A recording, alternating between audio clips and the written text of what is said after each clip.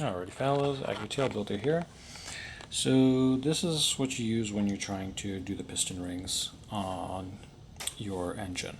You could use another style or something, have a machinist do it, but it's pretty simple to do, and I'll make a video of how to do that. So I got the rotating assembly back from the machinist, and what they did was they hooked these up, these, and my crankshaft to a machine, and the added weight.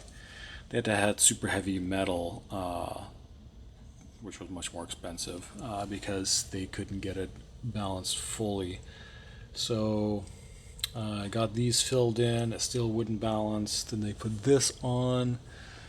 We put these on here, filled these in, and got it completely balanced. And I also got it micro polished. I don't know if I needed it, but I did just because.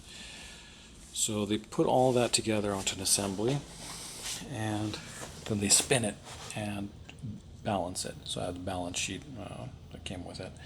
So what they did was they marked these 1 through 6. You see right there, and they marked these 1 through 6.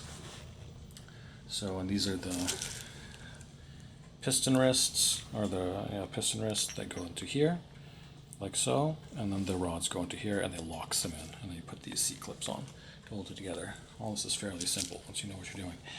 So what they did was they balanced these as well. They were the same weight, 372 each. I weighed them a couple of years back, and yeah, I've had these for a while. These are Wiseco or Wiseco, they would let you know. Good pistons, very good company, very reputable company. But I have also used Trom pistons that work very well through P2R. I got these through English Racing, which are my local guys, literally down the street from me. So these, what they did, the machinist shop, is if you see in there, right there, they have these like cuts, and in that corner too. What they did was they balanced everything out to where there's not more weight on any side of the piston, so it's perfectly balanced. I don't know if that's what balancing blueprinted means, but I guess so. I don't know. I do this in my garage, guys. I'm actually a tail builder, not an Acura tail mechanic or Acura mechanic. So let's see, like Johnny in California. So this got balanced. See, you can see these where it needed it. Not all of them. I'm going to take this piston rest out. And you see in there, there's nothing. Nothing was done. So this one didn't need any of this. Perfect. So they do a very good job of getting them balanced, but they go even further to just make them perfect. So these are Brian Crow rods that I got through P2R, as well as everything else, really. Good quality product. Can't say enough good things. Good person too. Anyways, so the wrist pins go through here, and this goes onto the crank on that thing. And so what they did here was, these are very heavy, and it makes them very strong. So what they did was they hooked it up, put the piston ring through, which we'll do later on, and then they balanced. So what they did here was, some of these, you have those grind marks. Doesn't make it any weaker, seeing it's still got the lip and everything. That little outer lip is still there, but they grinded it down just ever so much to balance it out. Not all of them have this. See, this one has it on both sides. This one doesn't have it at all. That one there. And this one has it just on one side, but not the other. So it's perfectly balanced. Now I can make it go, 8,500 RPM, and it's going to handle it like a champ. Maybe better than use aluminum rods, but that's for another story. So these are going to be very tough for whatever application I put onto this car. And it's going to handle, I'm building this one, basically the top end will handle whatever. I put on it, but the bottom end, I'm not doing sleeves because this one is only going to be going to like 600 to the wheels, so this is going to be more than plenty for what these sleeves can handle. And with everything being perfectly balanced, there's hardly going to be any harmonic disturbances, especially when I put P2R's pulley onto it that also picks up harmonic frequencies.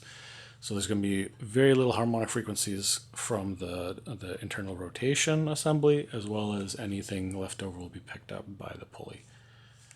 So basically we are ready to put these pistons and have them Japan ready to grind down to what we need. So what we're looking for. If you do the math, it's on Wiseco's website. They will say that have it written down. I think it's for the top pistons 0.0245, and for the top gap for the piston rings, and for the lower gap, and this is going to be for like boost applications, like double. I'm going to keep it about there because of the 500, 600 horsepower. It's going to be more than plenty for this engine at the moment. Then someday I'm going to take the block apart, and then I'm going to put the thing is, these are 89, right, millimeter pistons. If I then get the sleeves and retainers put in, the super strong ones for 1,000 wheels, I will have to upgrade, because they'll have to hone it, upgrade to 89.5 millimeter pistons, and these are 89s. So I will have to then hold on to these pistons once again, and I'm not using an engine. So I'm building this engine everywhere except for those sleeves. I'm not even going to put a retainer. I think we'll experiment. If a sleeve breaks or something happens, which it won't, then I'll just build the block. And if not, I've got another block waiting, J35A8. So we're going to use these. And then on third build, I used 89.5 and have the sleeve built, because that'll be for high horsepower application as well. So, very nice. Some people get like these piston skirt things. I could have done that for like an extra $100, but I think it should be fine with how well balanced this assembly is. So next video will be piston rings and how to properly size them.